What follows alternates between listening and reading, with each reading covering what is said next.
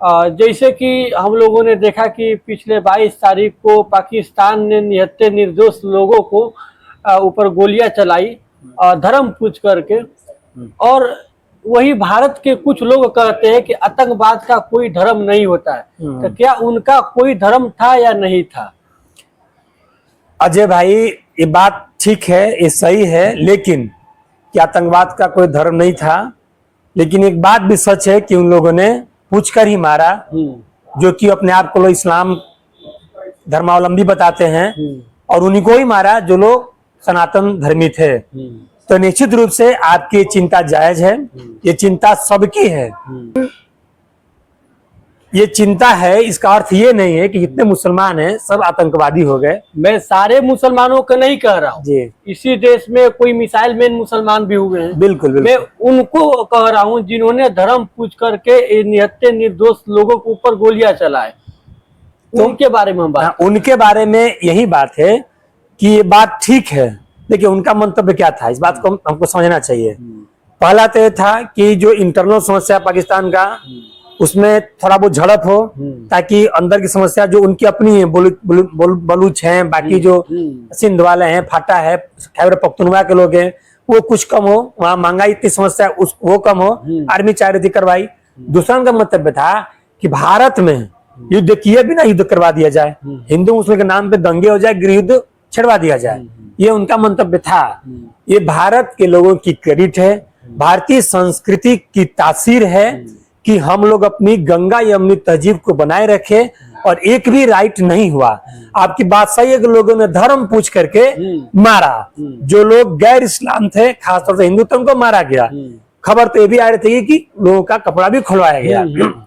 तो आपकी बात एकदम सही है, चिंता भी सही है कि जो लोग इस काम को किए वो इस्लाम वाले ही थे, मुस्लिम समुदाय के लोग थे। लेकिन इस बात को भी हमको समझना चाहिए कि वो सच्चा इस्लाम नहीं है। कई लोग हमारे भी देश के थे लोग, मुस्लिम लीडर्स, बाकी लोग भी, उन्होंने खुलकर कहा कि भाई यही तुम्हारा इस्लाम है, यही तुम्हारा हदीस है, यही तुम्हारा कुरान है, यही अल्लाह पाक ने तुमको बोला। किसी का धर्म समझ करके तो कहना है। तो इस बात को निश्चित रूप से हम निंदा करते हैं कि ऐसी घटनाएं पहले भी हो चुकी हैं। जब टेररिस्ट अटैक वगैरह हुआ करते थे पंजाब में, जब टेररिज्म से ग्रसित था, वहां भी कई बार सिखों ने हिंदुओं को मारा, कुछ हिंदू लोगों ने भी कभी कभी ऐसी घटना हुई है गुजरात वगैरह में, कहीं थोड़ा बहुत मिली, लेकिन हमारा लाइन यही है, किसी जाति धर्म के हैं उनको कुचला जाए, उनको फन को कुचला जाए, उनके जो समर्थक हैं, जो उनको पनाहगार है, उनको आका हैं, कहीं भी बैठे हों, उनको जोरदार हमला किया जाए। और निश्चित रूप से ये 1-2 दिन का जो ये पटाखा फोड़ा गया ना, इससे बचा जाए। और या तो एकदम कुछ करो मत, और करो तो 2-4-10 दिन करो, ताकि सामने वालों को पता चले कि हाँ, अगर हम कुछ करेंगे तो हमको लोग छोड़ेंगे नहीं, हमारे खिलाफ जबरदस्त प्रहार होगा। यहाँ पर जो राष्ट्रीय सुरक्षा की बात है, इससे हम लोगों के सवाल नहीं करना चाहिए, उस पर मतलब राजनीति नहीं करनी चाहिए राष्ट्रीय सुरक्षा पर। लेकिन जिस दिन हमला हुआ उस दिन प्रधानमंत्री देश के विदेश दौरे पर थे, और उन्होंने वहां से यह कह कर गए कि हमारे देश में आतंकी हमला हुआ है, हम जा रहे हैं अपने देश में। और उन्होंने कश्मीर नहीं जाने के बदले में बिहार में आकर के उन्होंने बिहार से और उन्होंने ये आतंकवादियों का संदेश दिया कि आतंकवादी आकाओं के बचे कुचे जमीन को भी मैं नस्तो नबूद कर दूंगा। क्या ये बात दिल्ली से नहीं कहा जा सकता था? बिल्कुल आपकी बात सही है। समस्या ये है ना कि हमारे यहाँ जब राष्ट्रीय सुरक्षा की बात आती है, आतंकवादी जैसे जघन्य हमले होते हैं, अपराध होता है, तो भी उसमें लोग राजनीतिक एंगल देखना शुरू कर देते हैं, अपनी राजनीतिक रोटियां सेकना शुरू कर देते हैं। अब युद्ध विराम हुआ है, हुआ कुछ नहीं है, थोड़ा बहुत नुकसान हुआ है पाकिस्तान का, जरूर हुआ है, और वो हल्ला खूब करेंगे, पता नहीं मोदी जी ने क्या कर दिया। अब 56 इंच का सीना है तो भाई उसका लाज भी रखना है, चाहे झूठ बोल कर रखे या सच बोल कर रखे। आप बिल्कुल इस बात से आपका हम इत्तेफाक रखते हैं कि सर्वदलीय मीटिंग छोड़ करके, और बिहार में रैली थी, हालांकि पहले से प्लान थी उनकी रैली, लेकिन उस रैली को आगे बढ़ाया जा सकता था। उस रैली को आगे बढ़ा करके इस संदेश दिया सकता था कि राष्ट्रीय सुरक्षा के सामने कोई राजनीतिक हमारा कार्यक्रम नहीं है। जिस तरह की जनसुराज ने किया, 11 तारीख को कल्याण विकास से जो महाअभियान शुरू होने जा रहा था हस्ताक्षर का, उसको रोक दिया गया। प्रशांत भैया स्पष्ट बोले कि भाई राष्ट्रीय सुरक्षा की जब बात आती है तो राजनीति के लिए और भी मुद्दे हैं, हम कोई बात नहीं करेंगे, कोई वक्तव्य नहीं देंगे। इसको बोलते हैं समर्पण, राष्ट्रीय सुरक्षा के प्रति अपना लगाव और राष्ट्रीय सुरक्षा की समझ। उसको नहीं कि हर बात के लिए उसको पॉलिटिसाइज कर दिया जाए। आकर के बिहार में चुना है, सबको पता है। मोदी जी बेवकूफ ना समझे बिहार की जनता को या भारत की जनता को, तो इस बात को नहीं समझ रही है कि मित्रों, friends from the soil of Bihar I declare फलना फलना फलना। ये काम कहीं से हो सकता था? ये काम आप उससे जरूरी था, आप सर्वदलीय मीटिंग में बैठते और वहां पर निर्णय लेते। विपक्षी दलों ने भी इसका विरोध जताया, लेकिन आपको तो आतंकवादियों को तो मारना ठीक है, जितना मारना है उतना मारना है। उससे बड़ा माइलेज लेना है बिहार में कि बिहार के मिट्टी सामने कहा है कि आतंकवादियों को हम सबक सिखाएंगे। अब बताएंगे तो क्या कहेंगे, भाई हमने कहा था कि बिहार के मिट्टी से बिहार के लोग बहुत बहादुर हैं, बहुत ये हैं, फलना ढिकना है। बिहार के मिट्टी सामने कहा था कि उनको धूल में मिट्टी मिला देंगे, देखिए हमने इतना अटैक करवा दिया, इतने लोगों को मार दिया। वही विजुअल दिखाएंगे, वो दिखाएंगे, उनके चट्टे बट्टे दिखाएंगे। और हमला होने के बाद हमारे देश में एक ऐसी आक्रोश सभी युवाओं के अंदर जो उबाल मार रहा था उनके खूनों में, और सब लोगों के सामने आया कि पाकिस्तान के अंदर जो है कि हमारे भारतीय सेना ने जाकर के कुछ अटैक किया, उसके कई एयरपोर्ट को नस्तोनबूद कर दिया, धूर्त किया। लेकिन युद्ध जो शुरू हुआ, युद्ध 2 दिन भी नहीं चला और आप दूसरे देश के वहाँ के राष्ट्रपति के कहने पे, एक कॉल पे आप जो है कि भारत के युद्ध रुकवा देते हैं। क्या आप भारत के सेनाओं के साथ क्या आप अन्याय नहीं कर रहे हैं? अजय भाई, यही समस्या हुई थी 1948-49 में, जब हमारी सेनाएं आगे बढ़ रही थी। जम्मू कश्मीर में जब वहाँ पे जो कबायली हैं उनके भेष में सेना ने यहाँ पे आक्रमण किया। पाकिस्तानी सेना ने, वहाँ पे अकबर थे, समथिंग अकबर वहाँ पे कर्नल वगैरह थे, सब उन्हीं सेना के जो थे वही लोग उसका सब मास्टरमाइंड थे। उसमें भी जो हमारी सेनाएं आगे बढ़ रही थी, अभी जो हमारा आजाद जो कश्मीर अभी हमारे पास है, उसको हम लोगों ने वहां तक सेनाएं, पूरा कश्मीर कब्जे में था कबालियों के, सेना के बेसिकली फौज के निकाल दिया था। तो यही गलती नेहरू ने भी किया था। हालांकि ऐसी कई जगह किताबों में लिखा हुआ है, कई बार खबरें आती है कि वल्लभ भाई पटेल उसके पक्ष में नहीं थे। वो चाह रहे थे कि कुछ दिन और मिले, तब तक हम पूरा साफ कर देंगे। और अगर मिल गया होता तो आज जो पीओके है, जिसको हम पाकिस्तान ऑक्युपाइड जम्मू एंड कश्मीर कह रहे हैं, वो आज हमारे पास होता, झंझट ही खत्म होता। वहां गलती हुई। अब जो भी हो सकता है कि गलती ना भी हो, नेहरू जी का परिस्थितियां कुछ नहीं होगी, लेकिन कुछ हिम्मत दिखाना था। वो हिम्मत तो पटेल भी दिखा रहे थे, आज भी थोड़ा दिखाए होते। संभव था कि हिम्मत दिखाए होते तो आज पक्ष में हमारी बातें होती। यहाँ भी एग्जैक्ट वही बात है कि आप थोड़ी हिम्मत दिखा करके इस युद्ध को थोड़ा सा और खींचते। 10-15 दिन खींचेगा तो भारत को कुछ नहीं होने जा रहा है, लेकिन 15 दिन के युद्ध में पाकिस्तान की हालत बहुत ही खराब हो जाएगी। लेकिन ये बात भी तय है कि 2 दिन के युद्ध में ही पाकिस्तान की हालत खराब होने नहीं जा रही है। आपने क्या किया? आपने बस लोगों के कहने के लिए कुछ मिसाइल अटैक करवा दिए, 2 दिन युद्ध कर लिए। वो युद्ध क्यों किए? कि उन्होंने आक्रमण किया तो आपने जवाब हमला किया। आपने बेसिकली किया ही नहीं युद्ध। ये तो छलावा है भाई। देश के जो युवाओं के हृदय में जो आग जल रही है, वो तो उनके साथ छलावा है। भाई हम युद्ध कर दिए, अब किए कुछ नहीं, और युद्ध विराम की घोषणा भी कहीं और से हो रहा है, तीसरे देश से। जबकि साथ साथ हमारे विदेश नीति में है कि भारत पाकिस्तान के विरुद्ध कोई भी डिस्प्यूट है वो 2 तरफा है, द्विपक्षीय है, और 2 लोग मिलकर उसमें कोई निर्णय लेंगे, उसका कोई समाधान निकालेंगे। लेकिन समाधान कहाँ निकला? किसी तीसरे पक्ष, अमेरिका ने निकाला।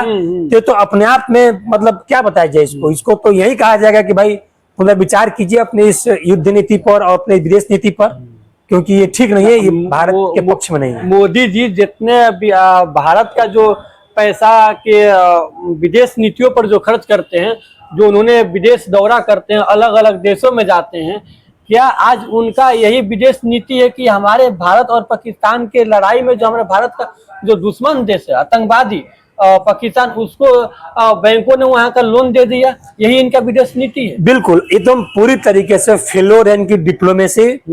IMF ने $1 बिलियन की, जहां तक न्यूज थी कुछ और बढ़ सकता है, उन्होंने लोन सैंक्शन कर दिया और भारत सरकार कुछ नहीं कर पाई। इससे बड़ी डिप्लोमेसी का फेल्योर कुछ नहीं हो सकता। जीता जागता उदाहरण है। केवल बाईवान घुमाने से, मिलने से और यात्रा करने से कुछ नहीं होता। उसमें आपके पास कंक्रीट एक आपके पास तथ्य और निष्कर्ष होना चाहिए कि आप अगर किसी देश में गए, लोगों से मिल रहे हैं, जाना आना बुरी बात नहीं है, लेकिन वो रिफ्लेक्ट होना चाहिए आपके डिप्लोमेसी में, आपके पक्ष में चीजें होनी चाहिए। ये कौन सा पक्ष है भाई? क्या आतंकवादी हमला करे पाकिस्तान, उधर से मिसाइल हमला करे पाकिस्तान, जब हम आतंकवादियों को नष्ट करने के लिए जाएं तो हमारे सिविलियन को निशाना बनाए पाकिस्तान, धर्म के नाम पर युद्ध को धार्मिक रंग दे पाकिस्तान, और उसी समय लोन भी मिल गया और आप कुछ कर भी नहीं पाए, और फिर थपथपा रहे हैं कि पता नहीं अमेरिका हमारे साथ है, 10 देश के लोग हमको फोन किए, 50 देश के लोग हमारे साथ हैं, और यही आपके साथ है कि IMF ने लोन दे दिया। क्या कर रहे थे आप? कुछ जैसे आपने नेहरू जी का भी नाम लिया, मान लीजिए कि नेहरू जी के समय में नेहरू जी ने गलती किया, लेकिन आज उस समय के मुकाबले आज का तो परिस्थिति देश का बहुत आर्थिक मजबूत है। तो आज मोदी जी जो 56 इंच के सीना लेकर के देश में चलते हैं, तो आज मोदी जी के पास और देश के पास बहुत बड़े एक जो है कि हथियार है, और ये मौका है, समय है कि पाकिस्तान को 2 टुकड़ा किया जा सकता है। लेकिन यहाँ पर तो भारत की जो सरकार है, नरेंद्र मोदी जो 56 इंच का सीना कहते हैं, वो तो फेल्योर दिखाई दे रहे हैं। बिल्कुल अजय भाई, इससे अच्छा समय शायद ही कभी अब आएगा। पाकिस्तान पूरी तरीके से कर्ज में डूबा हुआ, आंतरिक रूप से गृह युद्ध के कगार पर खड़ा, बलूचिस्तानियों ने पूरी तरीके से एक तरीके युद्ध छेड़ ही दिया है।